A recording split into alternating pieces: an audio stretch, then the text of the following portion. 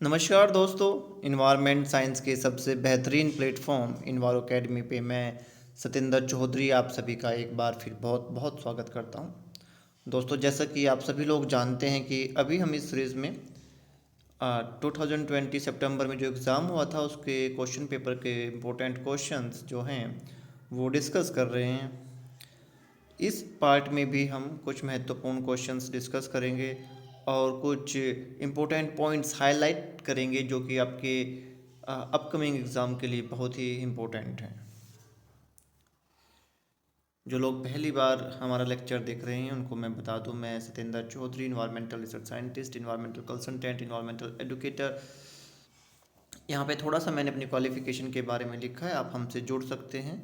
दोस्तों, मैंने यहाँ पे अपना व्हाट्सएप नंबर दिया है। अगर आपको स्टडी मटेरियल चाहिए जेआरएफ के लिए या इन्वायरमेंट साइंस के कॉम्पिटिटिव एग्ज़ाम के लिए, तो आप हमें अपनी डिटेल लाइक अपना नाम, कॉलेज का नाम, ईमेल एड्रेस लिख के भेज दीजिए। हम आपको एक ब्रॉडकास्ट लिस्ट में ऐड करेंगे और आपको वैल्यूएबल बुक्स देंगे, नोट्स देंगे और जितनी भी आपको इन्फॉर्मेशन चाहिए, स्टडी मटेरियल चाहिए जेआरएफ करने के लिए, वो सब आपको प्रोवाइड कराएंगे। दोस्तों, अगर आप इन्वायरमेंट साइंस के स्टूडेंट हैं तो हमारे चैनल को अभी सब्सक्राइब कर लें, आपके लिए बहुत ही बेनिफिशियल होगा। बहुत सारी शानदार वीडियोस हमने बनाई हैं दोस्तों, और इन डिफरेंट डिफरेंट प्लेलिस्ट में ये सेव हैं। अगर आप जेआरएफ की तैयारी कर रहे हैं तो आपको वीडियोस देखना चाहिए। तो अब बात करते हैं कुछ महत्वपूर्ण क्वेश्चंस के बारे में। तो सबसे पहला जो क्वेश्चन यहाँ पे जो हम डिस्कस करेंगे वो है पायरोलाइसिस पे बेस्ड। बहुत बार बात कर चुके हैं डिफरेंट टाइप के जो आपके वेस्ट मैनेजमेंट टेक्निक है, उनमें एक आती है पायरोलाइसिस। पायरोलाइसिस में हम क्या करते हैं? सिंपल सी चीज़ है, ऑक्सीजन की एब्सेंस में हम वेस्ट को बर्न करते हैं, इनर्ट करते हैं। तो इसमें जो मेन प्रोडक्ट बनता है दोस्तों वो होता है बायोचार, क्योंकि ऑक्सीजन तो है नहीं। ठीक है, जब ऑक्सीजन नहीं है तो CO2 भी नहीं बनेगी, CO भी नहीं बनेगी। ठीक है, थोड़ी बहुत CO बन सकती है, बट आपकी जब CO2 बनने के चांसेस, हम ये कहेंगे भी CO2 कब बनेगी? जब ऑक्सीजन की सप्लाई होगी, ऑक्सीजन की प्रेजेंस में हम बर्न करेंगे। बट प्रिंसिपल क्या बोलता है कि पायरोलाइसिस में हम जो है विदाउट ऑक्सीजन जो है वो हीट करते हैं। तो इस पूरे प्रोसेस में जो प्रोडक्ट बनता है उसको हमने क्या कहा? बायोचार। डिफरेंट प्रोसेस हैं पायरोलाइसिस के, स्लो, फास्ट, ठीक है, मीडियम। इसमें हम अलग अलग टाइप से जो हैं वो हीट करते हैं वेस्ट को, बट अल्टीमेटली जो मेन प्रोडक्ट बन रहा है वो क्या है? बायोचार। अगला क्वेश्चन जो है ये आपकी EIA लेजिस्लेशन प्रोटोकॉल जो है उस यूनिट से है, और इसमें इन्होंने पूछा है कि जो बेसल कन्वेंशन है जो 1989 में आया है, वो बेसिकली उसका जो मेन मोटिव था वो क्या था। तो ये कन्वेंशन जो है ये बेसिकली बनाया गया था trans boundary movement of hazardous waste between the nations. Basically क्या हुआ था जब ये प्रोटोकॉल बनाया गया था, ये कन्वेंशन आया था, इसमें एक कंट्री है हेती। तो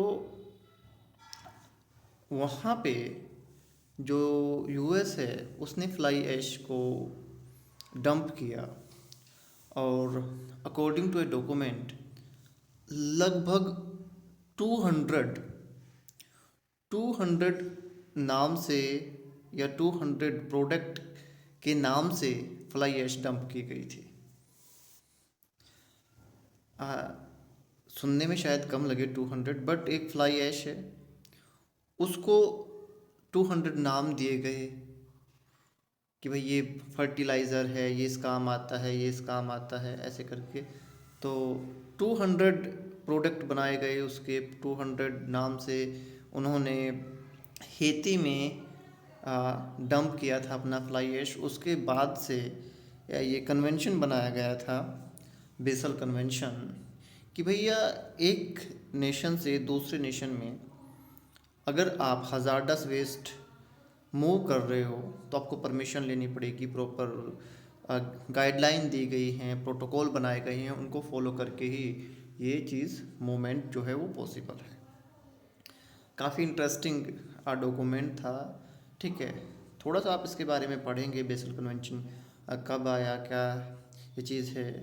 और बेसिकली तो जैसा मैं हमेशा बोलता हूँ, थोड़ी समरी बनाइए सबकी और अलग से उसे रखिए। उसके बाद में डिटेल में पढ़ना चाहते हैं तो आप डिटेल में भी पढ़ सकते हैं।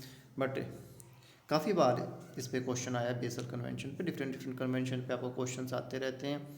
तो कन्वेंशन क्या है, कन्वेंशन का नाम, किस ईयर में वो आया, किस ईयर में उसको इन्फोर्स हुआ वो, और बेसिकली क्या मोटिव था उसका। इस टाइप से छोटी सी समरी मैंने एक वीडियो बनाई हुई है दोस्तों, वो आपको देखनी चाहिए।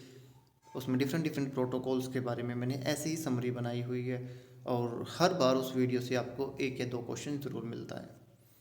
तो ये तो बात हुई आपकी बेसल कन्वेंशन की। थोड़ा सा मैंने आपको आइडिया दे दिया कि ये जो है कन्वेंशन क्यों बनाया गया था। ईयर तो उसमें लिखा ही हुआ है, 1989 में ये जो है बनाया गया था।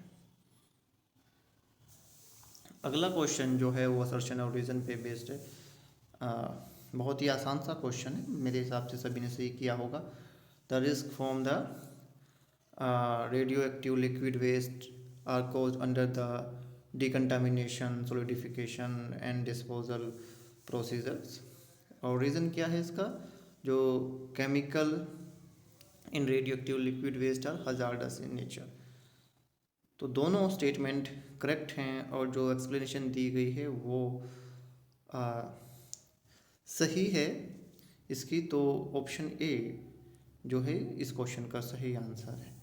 इसी टाइप से जैसे मैं हमेशा बोलता हूँ, और बार बार बोलने का मोटिव ये रहता है कि इम्पोर्टेंट चीज़ जितनी बार भी आपको बताई जाए उतना अच्छा है, क्योंकि हम स्किप कर देते हैं, ठीक है, आलस कर जाते हैं कि क्वेश्चन क्यों लिखना है।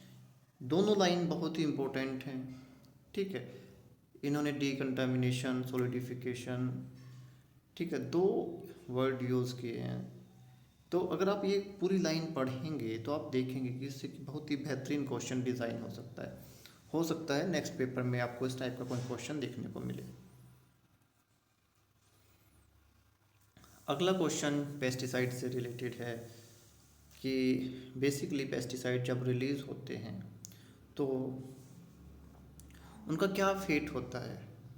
ये जानने के लिए बेसिकली मेन मोटिव यही है कि आपको पता होना चाहिए पेस्टिसाइड जब आप यूज़ करते हैं तो यूज़ करने के बाद में इनका क्या फेट होता है। तो पहला इन्होंने दिया है, दे में vaporise into the atmosphere without any chemical change, ठीक है, ये बिल्कुल सही है। They don't move toward through the soil in solution form, ये स्टेटमेंट गलत है। और माइक्रोबियल डिके इनका होता है, ठीक है, माइक्रो कम होता है, ठीक है, बट माइक्रोबियल डिग्रेडेशन जो है पेस्टिसाइड का होता है। ये स्टेटमेंट भी गलत है। और जो डी स्टेटमेंट है ये भी सही स्टेटमेंट है कि भाई जो प्लांट हैं वो पेस्टिसाइड को एब्जॉर्ब कर लेते हैं। तो स्टेटमेंट ए और डी ये दोनों स्टेटमेंट सही हैं, और बी और सी ये दो स्टेटमेंट गलत हैं। तो आपका जो ऑप्शन ए है, ए एंड डी ओनली, इस क्वेश्चन का सही आंसर है। अगला क्वेश्चन फाइटोरेमिडिएशन से रिलेटेड है। फाइटोरेमिडिएशन सभी को पता ही है, ठीक है, कि क्या होता है। बेसिकली हम सोयल को, वाटर को ट्रीट करने के लिए प्लांट्स का यूज़ करते हैं। तो वो टेक्निक जिसमें प्लांट्स की हेल्प से हम ट्रीटमेंट करते हैं सोयल का या वाटर का, उसको हमने क्या कहा, फाइटोरेमिडिएशन कह दिया। तो बेसिकली क्या होता है इसमें, ये चारों स्टेटमेंट जो दी गई हैं यहाँ पे, ठीक है, ये बहुत ही इम्पोर्टेंट चारों के चारों स्टेटमेंट हैं। जैसे कि पहली स्टेटमेंट से ही देखो कि भाई कुछ ऐसे प्लांट स्पीशीज़ हैं जो टॉक्सिक मेटल को रिमूव करने के लिए हम यूज़ करते हैं। क्यों यूज़ करते हैं, क्योंकि वो अब जो हैवी मेटल्स हैं, टॉक्सिक एलिमेंट हैं, उनको एब्जॉर्ब कर लेते हैं। ठीक। और ऐसे प्लांट जो कि टॉक्सिक एलिमेंट को, टॉक्सिक कंपाउंड्स को एब्जॉर्ब करते हैं, उनको हाइपर एक्यूमुलेटर बोलते हैं। ठीक। तो हाइपर एक्यूमुलेशन की अगर मैं बात करूँ यहाँ पे थोड़ी सी, कुछ प्लांट ऐसे होते हैं कि जैसे बताया कि अभी वो हैवी मेटल्स को उनको एब्जॉर्ब कर लेते हैं। बेसिकली एक डिफेंस मैकेनिज्म है। जो हर्बीवोर्स होते हैं, आपको पता है कि वो घास खाते हैं, बट आपने देखा होगा कि जो एनिमल्स हैं, कैटल्स हैं, वो अगर फील्ड में आप छोड़ दो तो कुछ सर्टेन टाइप के ग्रासेस खाते हैं, कुछ को छोड़ देते हैं। उसके बहुत सारे रीज़न होते हैं, उनमें से एक रीज़न ये भी है कि वो प्लांट हाइपर एक्यूमुलेशन करता होगा या हाइपर एक्यूमुलेटर होगा। तो ऐसा करके प्लांट्स अपने आप को बचा लेते हैं, वो ज़्यादा अमाउंट में टॉक्सिक एलिमेंट को एब्जॉर्ब कर लेते हैं। उसकी वजह से हर्बीवोर्स उन्हें खाते नहीं, छोड़ देते हैं। ठीक है। तो इस टाइप से वो प्लांट जो हैं वो सस्टेन करते हैं। तो ये है जो प्लांट होते हैं, ये दूसरे प्लांट के कंपेयर में, ठीक है, इन्होंने बताया 50-100, किसी किसी डॉक्यूमेंट में 200 भी लिखा हुआ है कि 200 टाइम्स तक कुछ प्लांट जो हैं वो हैवी मेटल्स को, टॉक्सिक एलिमेंट को एब्जॉर्ब कर लेते हैं। तो जो पहली दो स्टेटमेंट है, ठीक है, ये सही है। आपने अगर सिंपली डेफिनेशन लिखनी है फाइटोरेमिटेशन की, तो पहली लाइन से आप शुरू कर सकते हैं कि इसमें हम सर्टेन प्लांट स्पीशीज़ को यूटिलाइज करते हैं टू रिमूव और स्टेबलाइज टॉक्सिक एलिमेंट। और ये जो प्लांट हैं, सर्टेन स्पीशीज़ हैं, इनको हाइपर एक्यूमुलेटर कहते हैं, और they can absorb 50 to 100 times large amount of the metals as compared to the most common plants। तो अच्छी डेफिनेशन आपकी बन गई है, इसमें दोनों स्टेटमेंट सही हैं। तो अगर आंसर की बात करें तो ए एंड बी इसका सही आंसर है। बट अगर नीचे की दो स्टेटमेंट की बात करें तो सबसे पहले डी की अगर मैं बात करूं तो क्या इन हाइपर एक्यूमुलेट प्लांट को हम एग्रीकल्चर में रिसाइकिल कर सकते हैं? बिल्कुल नहीं। ठीक है, एक बार हमने किसी भी सोयल में लगा दिया, उन्होंने मेटल्स को एक्यूमुलेट कर लिया, और उसके बाद में हम उनको जो है वहाँ से उखाड़ते हैं, उखाड़ के फिर उसको डिस्पोज करते हैं। ठीक है, जैसे मैंने डिफेंस मैकेनिज्म की बात बताई तो वो सर्टेन प्लांट्स की ही बात है। ठीक है, ऐसा नहीं है कि जितने भी हाइपर एक्यूमुलेट लेटर है वो सारे डिफेंस मैकेनिज्म के लिए ही ये करते हैं, अलग अलग उसके रीज़न हैं, बट डिफेंस मैकेनिज्म भी उसमें एक पॉपुलर थ्योरी है कि प्लांट हाइपर एक्यूमुलेटर क्यों हो जाते हैं। किसी भी पॉइंट्स को जब भी आप सुनो, पढ़ो, कहीं से देखो, तो क्रिस्टल क्लियर, जैसे कि आपका सरसों है, ठीक है, मस्टर्ड प्लांट, सनफ्लावर, ये भी यूज़ होते हैं as a you can say that in the phytoremediation as a hyperaccumulator. तो उनका मैकेनिज्म कुछ और हो सकता है, ज़रूरी नहीं है कि वो डिफेंस मैकेनिज्म के तौर पे ही करें, क्योंकि जो मस्टर्ड है वो तो हम ग्रासेस में भी यूज़ करते हैं, और वो कॉमनली उससे ऑयल भी निकालते हैं। बट क्वेश्चन ये आ जाता है कि भाई जैसे एग्रीकल्चर में होता है रिसाइकिल करना है, कि हमने एक कंटामिनेटेड सोयल है, उस पर मस्टर्ड के प्लांट लगा दिए, मस्टर्ड के प्लांट लगाने के बाद में हमने उन्हें हार्वेस्ट कर लिया, वहाँ से उखाड़ लिया, तो क्या हम उसका ऑयल यूज़ कर सकते हैं? बिल्कुल नहीं। ठीक है, ऐसा ना हो कि भाई आपने वहाँ कंटामिनेटेड सोयल पे मस्टर्ड लगाया, उसको ट्रीट किया, उसके बाद में उसको आपने यूज़ कर लिया। ठीक है, ऐसा नहीं कर सकते। तो सी स्टेटमेंट जो है आपकी the best candidate for removal of phytoremediation are arsenic and cadmium. ऐसा नहीं है, ठीक है, बहुत सारे मेटल्स हैं जिनके लिए ये यूज़ किया जाता है, ठीक है। बहुत सारे बच्चों की रिक्वेस्ट आई है कि सर जो आपका इकोलॉजी के ये पोर्शन है जो नए ऐड हुए इन पे लेक्चर बनाइए। Definitely I will try my best, इन पे मैं लेक्चर बनाऊंगा। और बट वही चीज़ आ जाती है कि जितना अच्छा रिस्पॉन्स मुझे मिलेगा उतना ही बेहतर मैं काम कर पाऊंगा, क्योंकि टाइम की शॉर्टेज है, ठीक है। हेल्थ पहले से अच्छी है बट वर्क बर्डन, जैसे जैसे हेल्थ सही होती जाएगी वर्क बर्डन बढ़ता जाएगा, क्योंकि जॉब भी ज्वाइन करनी है, बहुत सारे पेंडिंग वर्क हैं, कंसल्टेंसी का काम पेंडिंग है, इंडस्ट्रीज़ के काम पेंडिंग है। तो बट ये काम भी बहुत ज़रूरी है। तो जितना अच्छा रिस्पॉन्स मुझे मिलेगा उतना ही मुझे मोटिवेशन मिलेगा और उतना ही अच्छी सीरीज़ में आगे बनाता रहूँगा, ठीक है दोस्तों। तो ज़रूर मैं इस पर लेक्चर बनाऊँगा। ये क्वेरी मैं कंसीडर करता हूँ, जिन भी बच्चों ने मुझे की है, बहुत सारे बच्चों ने की क्वेरी थी। तो phyto remediation, bio remediation detail में बात करेंगे, बट यहाँ पे बहुत अच्छी डेफिनेशन दी है इसमें। आपने ये डेफिनेशन को अच्छे से लिख के याद कर लेना है। और दोनों जो लाइन है, स्पेशली डी जो लाइन है, ये बहुत ही इंपॉर्टेंट है। बहुत अच्छा क्वेश्चन इस पे बनेगा, इसको हाईलाइट कर लेना है कि भाई इनको रिसाइकिल नहीं कर सकते हैं, ठीक है। जैसे इसमें लिखा कैन बी रिसाइकिल, तो ये स्टेटमेंट गलत है, तो इसका मतलब है कि नहीं कर सकते हैं। तो इसको आपने ऐसे करके हाईलाइट कर लेना है इस पॉइंट को।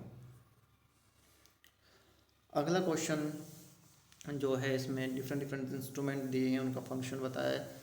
हमेशा की तरह सजेशन वही रहेगा कि भैया क्वेश्चन लिखिए, सही आंसर लिखिए, फिर सही मैच वाला लिखिए। ये क्वेश्चन पिछले उसमें भी आया था, तब शायद केवल आपका अपायरा हेलियोमीटर पे आया था सिंपली।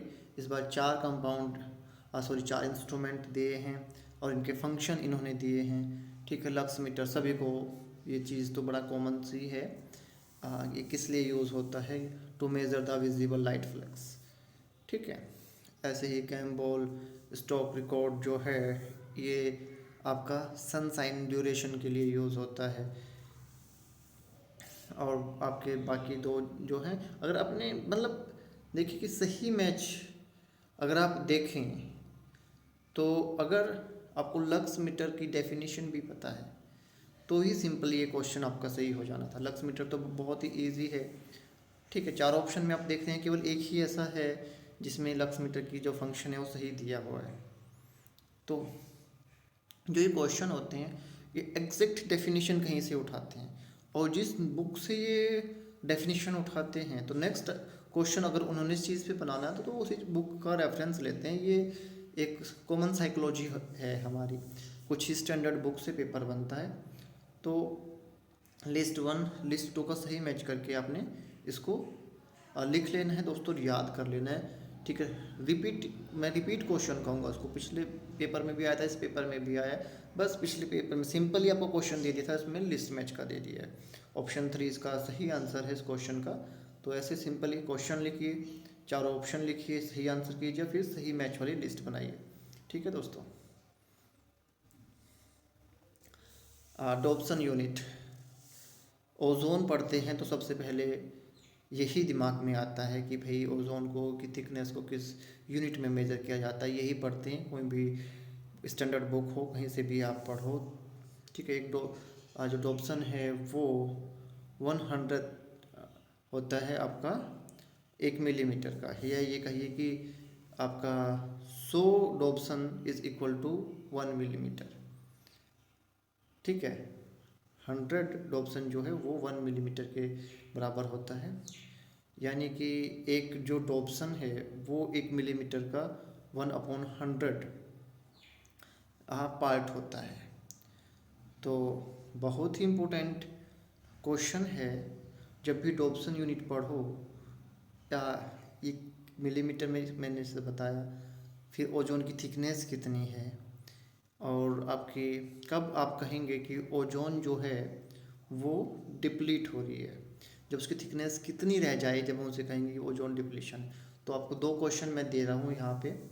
पहला तो ये कि ओजोन की थिकनेस कितनी है, एवरेज थिकनेस, और कब आप कहेंगे कि भाई इतने डोप्सन अगर हो जाती है थिकनेस की, अब यहाँ पे ओजोन डिप्लीट हो रही है, क्योंकि हर जगह पे ऐसा तो है नहीं कि जो आपकी ओजोन है वो यूनिफॉर्म है, कहीं पे ज़्यादा है कहीं पे थोड़ी है। एक एवरेज थिकनेस कितनी है। और कब आप कहेंगे कि भैया आपकी जो ओजोन है वो डिप्लीट हो रही है। इम्पोर्टेंट क्वेश्चन है, ज़रूर देखना और कोशिश करना कि जितने ज़्यादा आंसर आप दे सको दोस्तों उतने ज़्यादा आंसर दो।